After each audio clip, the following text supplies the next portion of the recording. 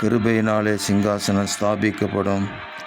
நியாயம் விசாரித்து துரிதமாய் நீதி செய்கிற ஒருவர் அதன் மேல் வீற்றிருப்பார் என்று சொல்லப்பட்டிருக்கிற தீர்க்க தரிசனமான வார்த்தைக்காக எங்கள் தேவாதி தேவனுக்கு கோடான கோடி ஸ்தோத்திரங்கள் உண்டாகட்டும்.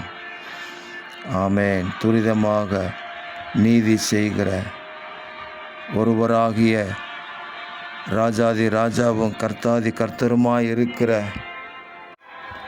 எங்கள் இயேசு மகாராஜாவே, நீர் உம்முடைய இரக்கத்தை உங்கள் பிள்ளைகள் மத்தியில் அளவில்லாமல் வெளிப்படுத்துகிறதற்காக ஸ்தோத்திரம். தடைப்பட்டு கிடக்கிற நன்மைகள், ஆசீர்வாதங்கள் சீக்கிரமாக உங்கள் பிள்ளைகளுடைய கரங்களிலே கிடைக்கும்படி நியாயம் செய்வீராக. கர்த்தர் பூமியிலே சீக்கிரமாகவே காரியத்தை நிறைவேற்றி முடிப்பார் என்று சொல்லப்பட்ட வார்த்தையின்படி பூமியிலே நிறைவேற வேண்டிய காரியங்கள், உலகத்தின் மக்கள் மத்தியில் நிறைவேற வேண்டிய காரியங்கள் சீக்கிரமாக நிறைவேறும்படி செய்யுங்க. தேவ ராஜ்யத்தின் மகிமை மனுக்குலத்தின் அத்தனை மக்கள் மத்தியிலும் வெளிப்படுவதாக. எங்கள் தேவரீர் அப்படி செய்கிறதற்காக ஸ்தோத்திரம். ராஜ்யமும் வல்லமையும் மகிமை என்றென்றைக்கும் உடையவைகளே.